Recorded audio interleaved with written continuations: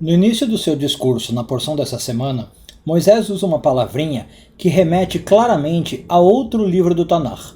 E a gente vai aproveitar isso para entender um pouquinho o que a gente está vivendo nesse exato momento e algumas lições cabalísticas para a nossa vida. Eu sou Yair Alon e esse é o Zohar Diário.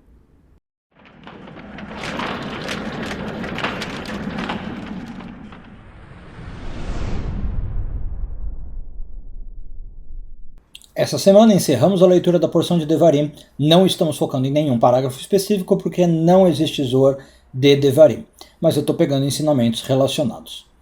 Quando Moisés vai começar o seu discurso para o povo de Israel, ele usa uma palavrinha que é Eichá. E Eichá literalmente significa onde está, onde esteve, né? Pode ser a conjugação do verbo em qualquer tempo. Agora, existe um livro da Torá, na verdade do Tanakh, desculpe, que se chama Eichá, que é o livro de Lamentações.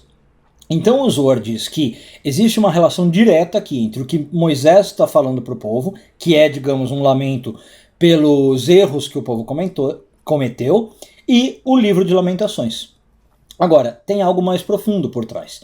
A gente sabe que esse livro de Lamentações, ele é um livro que vem um pouco à tona nessa época do ano, no mês de Av, porque o mês de Av é um mês de tristeza, é um mês de calamidades, e aí propício ler um livro que se chama Lamentações. Em especial, o dia 9 de Av. Né? Aliás, hoje, daqui a pouco, daqui a algumas horas, 2 da tarde, a gente tem uma live, porque acabando o Shabat vai ter o jejum, né, de 9 de Av. E o que aconteceu no 9 de Av? Destruição dos 2 templos de Jerusalém. E aí o costume é ler o livro de Lamentações no dia 9 de Av. Agora, qual é a relação entre isso? Entre essas duas coisas? Vamos acrescentar mais um fato antes de falar. O Zohar lembra para nós que a primeira vez em que a palavra Eichá apareceu na Bíblia foi lá no Jardim do Éden. Quando Adão come da árvore, né, que ele não podia comer, do fruto do conhecimento do bem e do mal, e ele se esconde de Deus, ele tenta se esconder de Deus. E Deus pergunta onde Adão está. E como eu falei para vocês, essa palavra onde está é Eichá, é a primeira vez que aparece. Então o Zohar explica que existe aqui uma coisa em comum. Do mesmo jeito que lá com Adão houve um erro, houve um pecado, e na Kabbalah a gente já discutiu o que significa pecado, na época do templo em 9 de Av também aconteceu isso. E o Moisés no seu discurso está aludindo a esses fatos. Agora, indo um nível mais além, o Zohar explica para nós que essa palavra Eichá, na verdade, pode ser lida como onde está a Shekhinah. Em que sentido?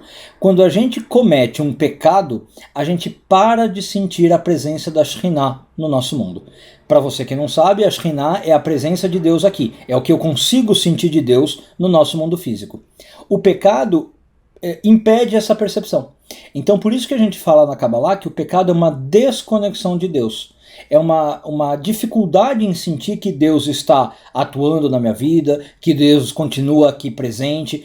Isso já é difícil em situações normais, tá? Porque no nosso mundo, a gente já falou isso no Zohar Diário, realmente Deus é um pouquinho mais limitado, né? Agora, fica ainda mais difícil quando eu faço pecados. O que são os pecados? Atos como o do 9 de Av, atos como o de Adão, como o que o povo está sendo lembrado por Moisés, são atos que me desconectam dessa luz.